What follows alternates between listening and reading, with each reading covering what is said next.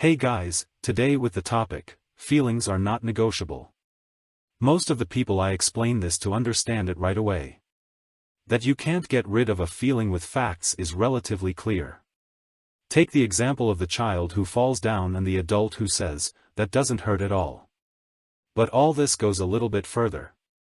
For example, the pressure you put on yourself in a situation where you verbally try to go against the feelings of others. This can intensify some feelings and we are not aware of it at that moment, even though we know the fact as such and yet we know it deep inside us, we are not aware of it. We can't apply it if we don't notice that it's the crux of the matter right now. We can't act on it if we misjudge the situation as such. Sometime afterwards, we hit ourselves in the head and think to ourselves, damn right, so that's what she was feeling or thinking. But then it's usually too late. And that's why I want to create a little more understanding with this video. Because if you are in such situations in the future, then you might think one level deeper under pressure, and not only that the solution has to be found now, but also whether logic or your actions are the tool that has more influence.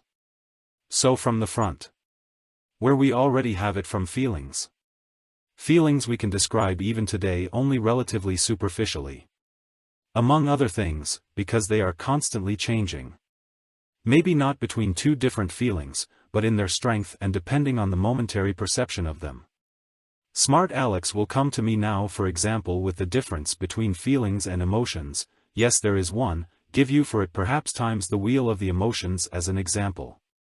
And even there you will find only the attempt to put them into words, so that others have an idea, what we mean now approximately. For the sake of simplicity, I'll save that for now and let's take pain. Explain to someone in a fraction of a moment, while you feel it, without a scale from 1 to 10 how the pain feels exactly. From start to finish and what scale it runs on. You might still get the maximum of it in words, but even that varies from time to time. And after that, when you don't feel it actively anymore, the explanation becomes even more difficult. And with love it already stops. One can love in so many different ways and in different gradations, feel connected and so on, that even long-time couples never love each other in one and the same way and in the same intensity. Neither in comparison couple to couple, nor the two partners within the couple.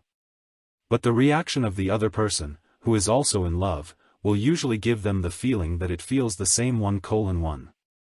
That's where we can start to create understanding. It is never exactly the same feeling. Neither in the moment, nor overall. But that doesn't mean that they have to be inferior in anything or that one of the two feelings is inferior to the other. They are only based on the subjective perception of the person who is feeling them at the time. And therefore, while you can roughly gauge her reactions, you can never feel exactly what she is feeling. The statement, I know you inside out, is on the level of over-romanticized wishful thinking, and in the case of mutual affection does provide a certain attachment. But if the other person sees it differently or has had contrary experiences, then it tends to push the sender of the message away from him. One may like to believe the definition of an I love you. So that the person who tells us this, in his way or in his perception, roughly feels the feeling of love. But how she defines this herself and how far-reaching this is, you already see where the problem lies. What we can say, however, is that love itself is a process within everyone.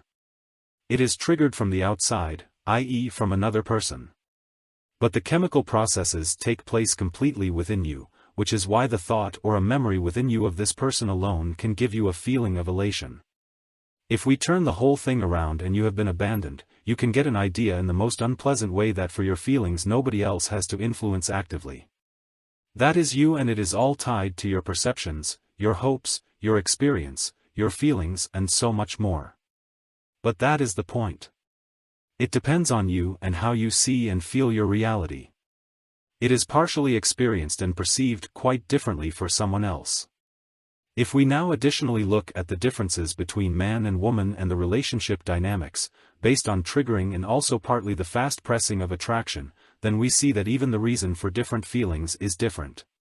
Because that's where it starts. The same woman can find you totally hot today and completely repulsive tomorrow. Well, quite so quickly that will never happen with a psychologically healthy woman. But you sometimes don't even notice the transition and then continue to behave in such a way that she is pushed further away from you. When then all ropes break, you try to win her back with the same methods as you got to know her back then and don't understand that the mere fact that she no longer feels what she felt back then ensures that she is no longer receptive to all that. That it hurts her to see you like this and that it doesn't help. Because logically she knows that at that time it was exactly what she thought was good. But she is no longer able to do it because her attention is so focused on the fact that she doesn't feel anything anymore, is also a huge problem. Once you realize that a feeling is missing, which used to be always there in certain situations, then you pay even more attention to it when you're doing that particular action or when you're in it. And the fact that you pay attention to it in this way ensures that you no longer feel it. Unfortunately, our brain doesn't work any other way. You can't say to a person, "So now don't pay attention to it for a while I try to change it." Like when I start talking about a purple dotted elephant and that you please don't imagine exactly that. What is the first thing you think about? If I were someone you wanted to get rid of because you had just broken up with me, that would also increase the negative feelings. After all, I am trying to prevent your plan, for which you recently had to gather a lot of strength. So, not necessarily the best idea to try to do something verbally against feelings and thoughts. To really do something about other people's feelings, it's best to draw attention away from them. In case of a breakup, just don't be the guy she imagined you to be and crying and trying to convince her right away.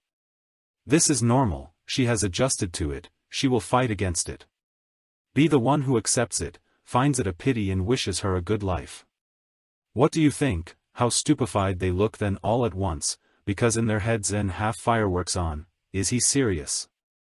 Have I misjudged him that much? Huh? And so on.